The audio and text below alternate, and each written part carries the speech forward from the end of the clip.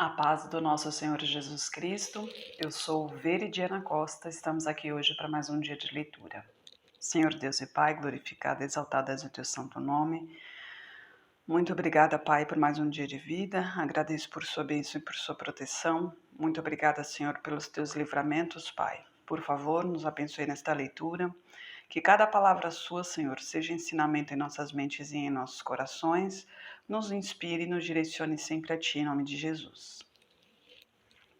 Voltamos com a nossa leitura. Você que chegou agora, seja bem-vindo, seja bem-vinda. Se inscreva, ative o sininho para receber as notificações. Aqui é leitura bíblica, tá, gente? Não prego placa de igreja, não prego religião, tá? Aliás, não sou pregadora, né? Simplesmente uma serva do Senhor. O intuito aqui é simplesmente proclamar a palavra do Senhor. Muitas pessoas tentam ler a Bíblia, mas sempre tem alguma coisa que atrapalha, né? E muitas vezes também a gente lê e não entende. Não sou nenhuma expert no assunto, infelizmente, né? Mas Deus nos guia para que possamos entender a palavra dele, né? Afinal de contas, ele é quem nos faz entender e compreender a palavra dele e a vontade dele. Estamos no primeiro livro de Samuel. Hoje a gente continua a partir do capítulo 24. Davi corta o manto de Saul.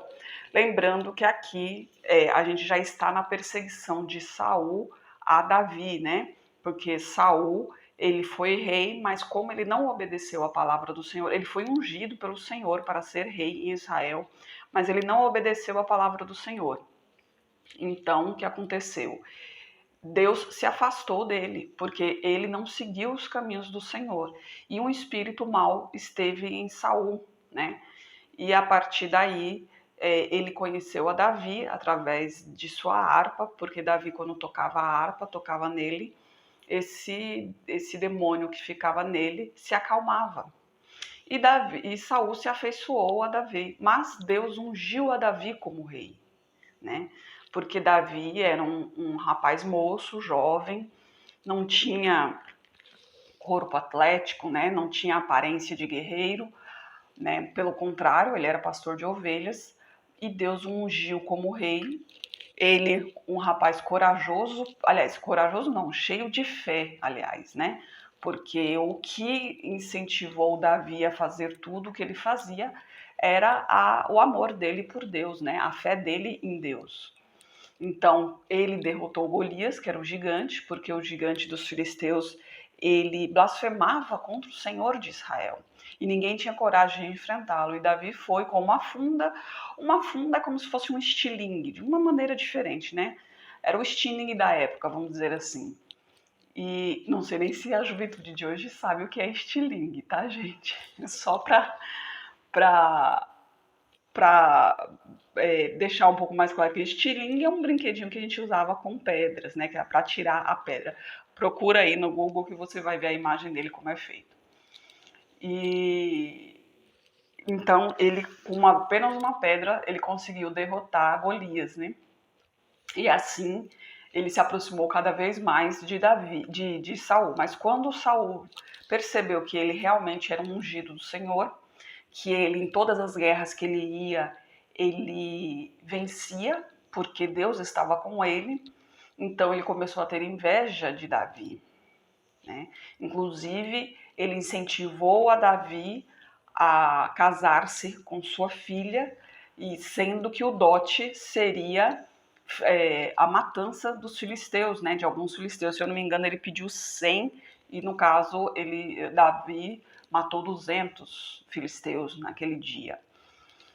Porque ele achava que se ele fosse enfrentar os filisteus, ele seria morto ali. Mas Deus era com ele o tempo todo.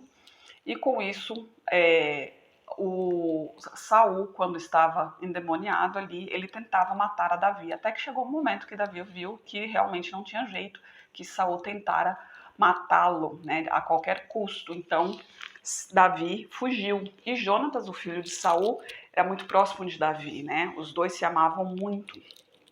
Então, Jonatas, filho de Saul, também ajudou a Davi. E agora a gente está na perseguição de Saul, né?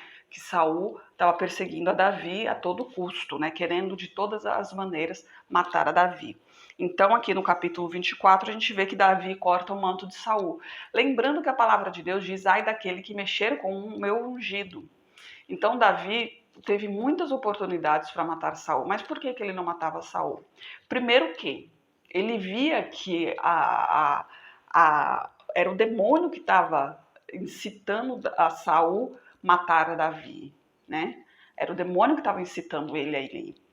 E segundo que Saul era um ungido de Deus. Aliás, eu mudei a ordem. Primeiramente que Saul é um ungido de Deus, embora não esteja mais na presença do Senhor, ele não deixa de ser ungido, porque ele foi ungido pelo Senhor, né?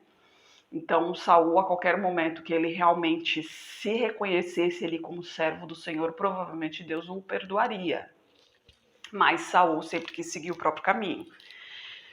Então, Davi não queria um sangue de ungido em suas mãos, né? E segundo, que ele sabia que era o demônio que atentava Saul para matá-lo. Então vamos lá. E sucedeu que, voltando Saul de perseguir os filisteus, anunciaram-lhe dizendo: Eis que Davi está no deserto, em Engedi. Então tomou Saul 3 homens, escolhidos dentre todo o Israel, e foi em busca de Davi, e todos os seus homens, até sobre os cumes das penhas das cabras montesas. E chegou a uns currais de ovelhas no caminho, onde estava uma caverna. E entrou nela Saul para aliviar o ventre. E Davi e os seus homens estavam nos fundos da caverna. Então os homens de Davi lhe disseram: Eis aqui o dia do qual o Senhor te diz: Eis que te dou o teu inimigo nas tuas mãos, e lhe farás como bem parecer aos teus olhos.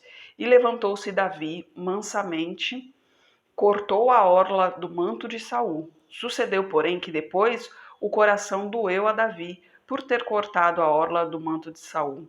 E disse aos seus homens: O Senhor me guarde de que eu não faça tal coisa ao meu senhor, ao ungido do Senhor, estendendo eu a minha mão contra ele, pois é o ungido do Senhor.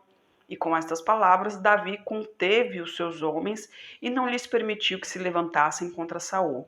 E Saul se levantou da caverna e prosseguiu o seu caminho. Depois também Davi se levantou, saiu da caverna e gritou por trás de Saul, dizendo: Rei, meu senhor! Então, olhando Saul para trás, Davi se inclinou com o rosto em terra e se prostrou. E disse Davi a Saul: Por que dás tu ouvidos às palavras dos homens que dizem: Eis que Davi procura o teu mal? Eis que este dia os teus olhos viram que o Senhor hoje te pôs em minhas mãos nesta caverna.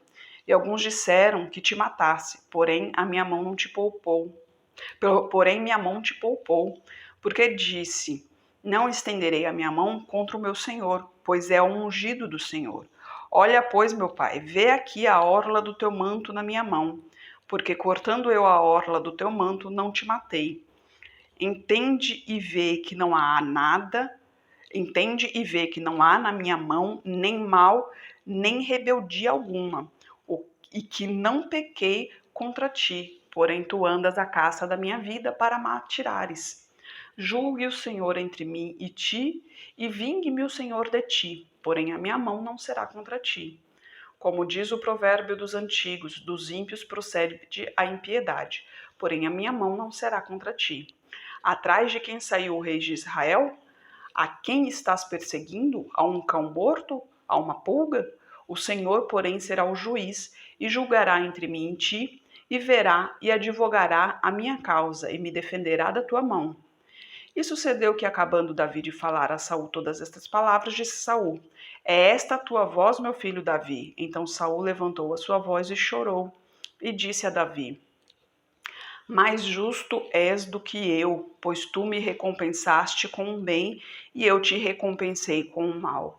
E tu mostraste hoje que procedeste bem para comigo, pois o Senhor me tinha posto em tuas mãos, e tu não me mataste. Porque quem há que, encontrando o seu inimigo, o deixaria ir por bom caminho? O Senhor, pois, te pague com bem, por isso que hoje me fizeste. Agora, pois, eis que bem sei que certamente hás de reinar, e que o reino de Israel há de ser firme na tua mão. Portanto, agora, jura-me pelo Senhor que não desarraigarás a minha descendência depois de mim, nem desfarás o meu nome da casa de meu pai. Então jurou Davi a Saul, e Saul foi para sua casa. Porém, Davi e seus homens subiram ao lugar forte. Olha só, né? Então Saul entendeu ali que Davi realmente era um ungido do Senhor e que ele prevaleceria como rei, porque foi a escolha de Deus, né? E Davi realmente seguia a Deus.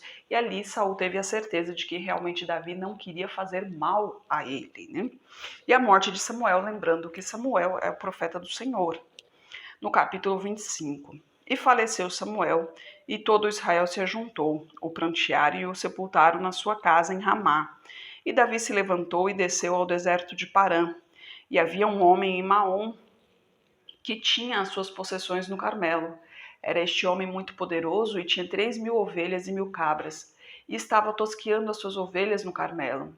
E era o nome deste homem Nabal, e o nome de sua mulher Abigail. Era mulher de bom entendimento e formosa.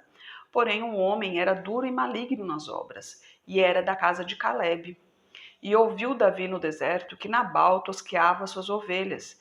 E enviou Davi 10 moços e disse-lhes: Subi a Carmelo, na casa de Nabal, e perguntai-lhe em meu nome como estás. E assim direis àquele próspero: Paz seja contigo e que a tua casa tenha paz, e tudo quanto tens, tenha paz. Agora, pois, tenho ouvido que tens tosqueadores. Ora, os pastores que tens estiveram comigo, agravo nenhum lhes fizemos, nem coisa alguma lhes faltou todos os dias que estiveram no Carmelo. Pergunta aos teus moços, e eles tu dirão. Estes moços, porém, achem graça em teus olhos, porque viemos em boa ocasião.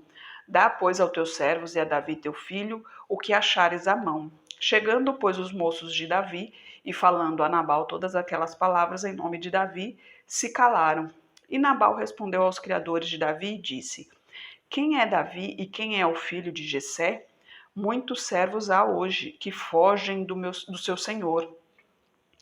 Tomaria eu, pois, o meu pão, a minha água e a carne das minhas reses, que degolei para os meus tosqueadores, e o daria a homens que eu não sei de onde vêm? Então os moços de Davi puseram-se a caminho e voltaram, e chegando lhe anunciaram tudo conforme a todas estas palavras.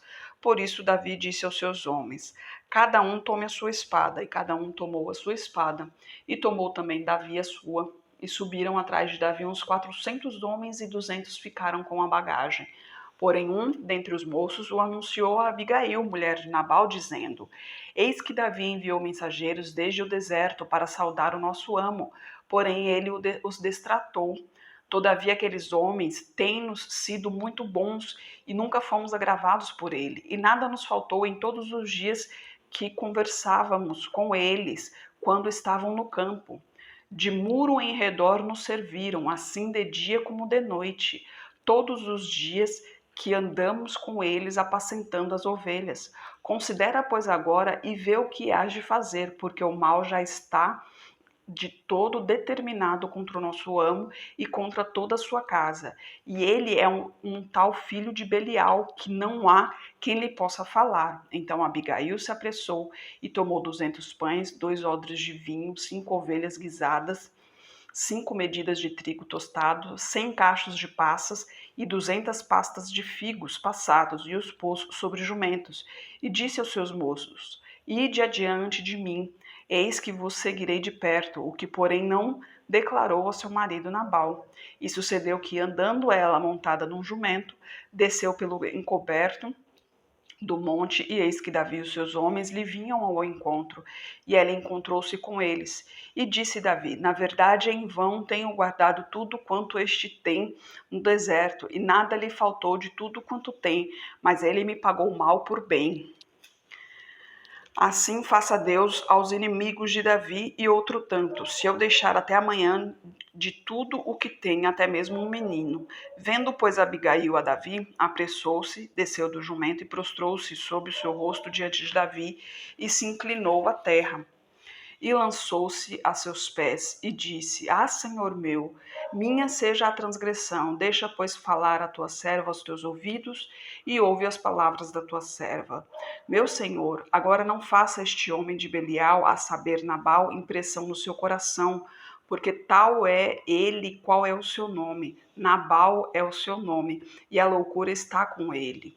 E eu, tua serva, não vi os moços de meu senhor que enviaste. Agora, pois, meu senhor, vive o Senhor e vive a tua alma, que o Senhor te impediu de vires com sangue, e de que a tua mão te salvasse. Tais quais Nabal sejam os teus inimigos e os que procuram mal contra o meu senhor. E agora este é o presente que trouxe a tua serva ao meu senhor. Seja dado aos moços que seguem ao meu senhor. Perdoa, pois, a tua serva esta transgressão, porque certamente fará o Senhor casa firme ao meu senhor, porque meu senhor guerreia as guerras do Senhor, e não se tem achado mal em ti por todos os teus dias. E levantando-se algum homem para te perseguir e procurar a tua morte, contudo a vida de meu senhor será atada no feixe dos que vivem com o Senhor teu Deus. Porém a vida de teus inimigos ele mandará para longe, como se fosse atirada por uma funda. E há de ser que, usando o Senhor com o meu senhor, conforme a todo o bem que já tem falado de ti, e te houver estabelecido chefe sobre Israel, então meu Senhor não te será por tropeço, nem por pesar no coração, o sangue que sem causa derramaste, nem tampouco por ter se salvado meu Senhor a si mesmo. E quando o Senhor fizer bem ao meu Senhor, lembra-te então da tua serva. Então Davi disse a Abigail: Bendito o Senhor Deus de Israel, que hoje te enviou ao meu encontro, e bendito o teu conselho, e bendita tu, que hoje me impediste de derramar sangue e de vingar-me pela minha própria mão. Porque na verdade vi o Senhor Deus de Israel, que me impediu que fizesse tal mal. Que se tu não te apressaras e não me vieras ao encontro, não ficaria a Nabal até a luz da manhã, nem mesmo um menino. Então Davi tomou da sua mão o que ela tinha trazido e lhe disse: Sobe em paz à tua casa. Vês aqui que tenho dado ouvidos à tua voz e tenho aceitado a tua face. E vindo Abigail a Nabal, eis que tinha em sua casa um banquete, como banquete de rei. E o coração de Nabal estava alegre, e ele já muito embriagado, pelo que ela não lhe deu a entender coisa alguma, pequena nem grande, até a luz da manhã. Sucedeu, pois, que pela manhã, estando Nabal já livre do vinho, sua mulher lhe deu a entender aquelas coisas, e se amorteceu o seu coração, e ficou ele como pedra. E aconteceu que, passados quase 10 dias, feriu o Senhor a Nabal, e este morreu. E ouvindo Davi que Nabal morrera, disse: Bendito seja o Senhor, que julgou a causa de minha afronta recebida na mão de Nabal, e deteve a seu servo do mal, fazendo o Senhor tornar o mal de Nabal sobre a sua cabeça. E mandou Davi falar a Abigail para tomá-la por sua mulher. Vindo, pois, os criadores de Davi a Abigail no Carmelo, lhe falaram, dizendo: Davi nos tem mandado a ti para te tomar por sua mulher. Então ela se levantou e se inclinou com o rosto em terra e disse: Eis que a tua serva servirá de criada para lavar os pés dos criados de meu senhor.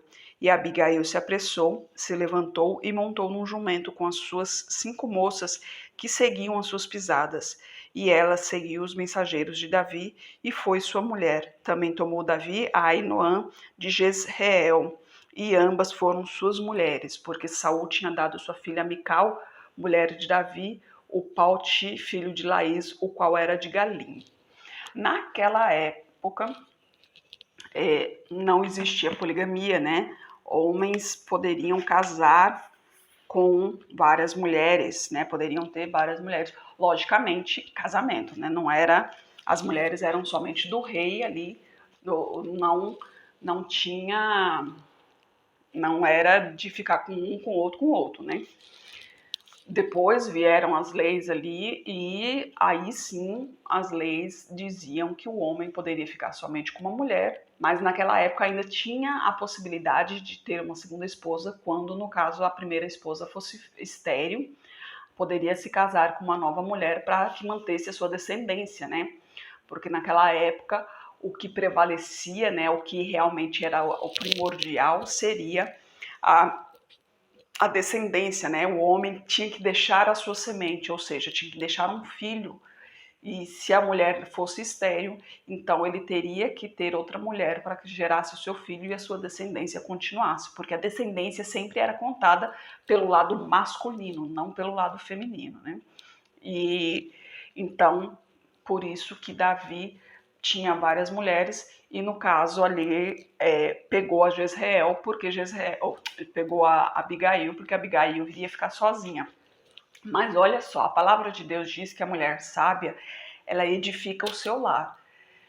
E naquele momento ali, Deus realmente colocou o servo para falar com ela, né? Porque se ela não chegasse em tempo, imagina só, Davi naquele momento cegou-lhe os olhos, né? Ele não viu, ele não prestou atenção nas coisas que estavam acontecendo. Ele fechou seus olhos ali naquele momento, ele não, porque normalmente Davi sempre buscava a Deus antes de qualquer atitude.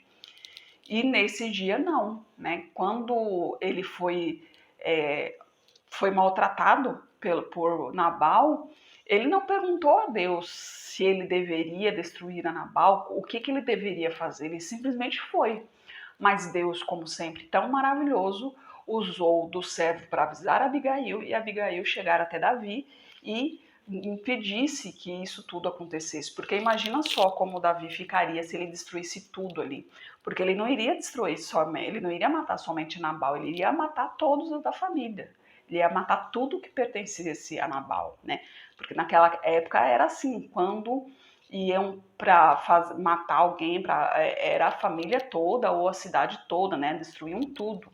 Não ficava nada a não ser que Deus dissesse para que poupasse as mulheres ou pegasse os despojos, alguma coisa do tipo.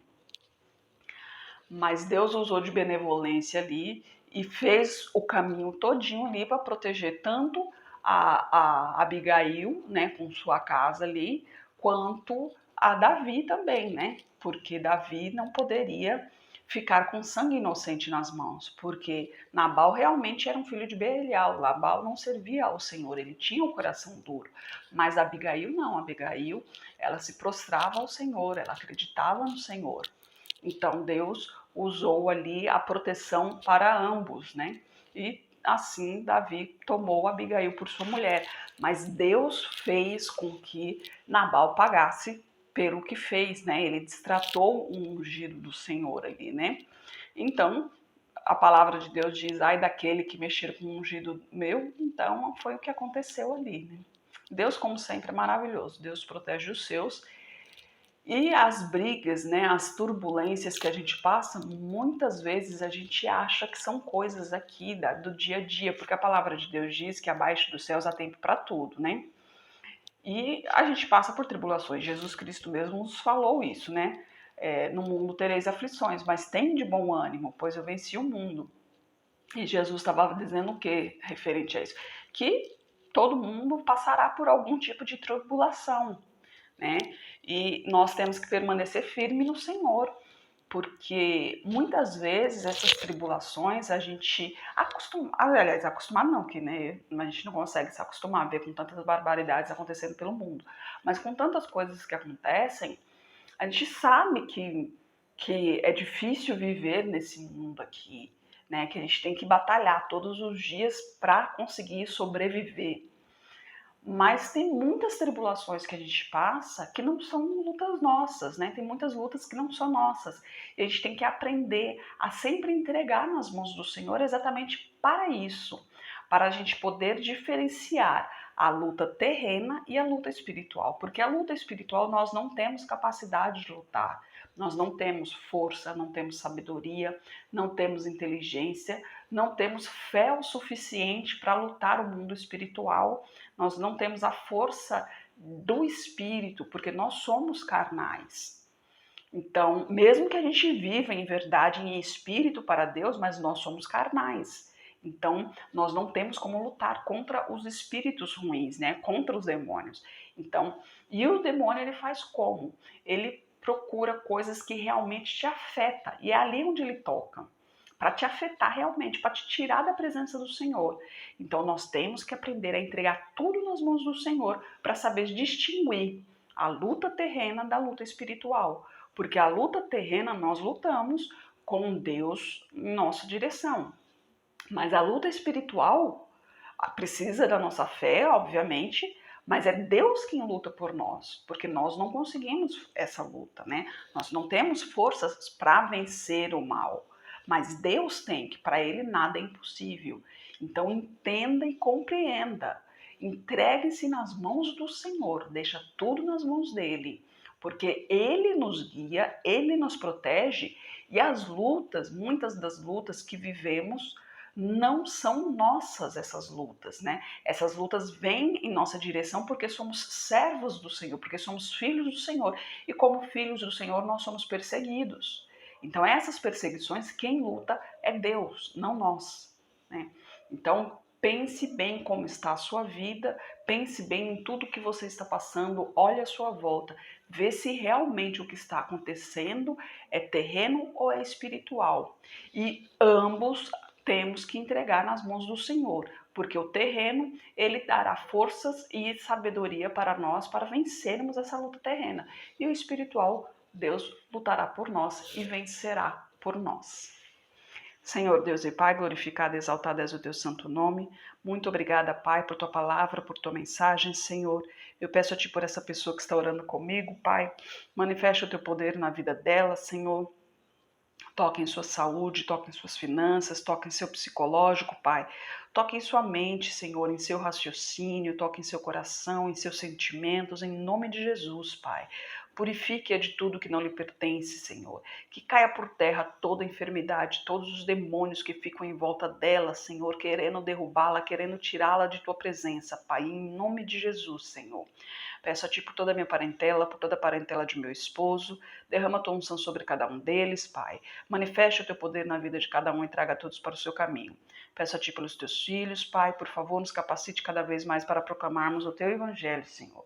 E peço a ti, Pai, pelos nossos governantes, Senhor, que os teus anjos estejam direcionando cada um deles de acordo com a tua vontade, Pai. É o que eu oro em nome de Jesus. Amém. Só um comunicado, tá, gente? As pessoas que me pedem oração, seja aqui pelo canal, seja pelas redes sociais, eu não faço a oração aqui, porque senão prolonga demais o vídeo, mas estão em minhas orações durante a noite em meus aposentos, tá bom, gente? Jesus Cristo esteja em seu coração e que Deus abençoe.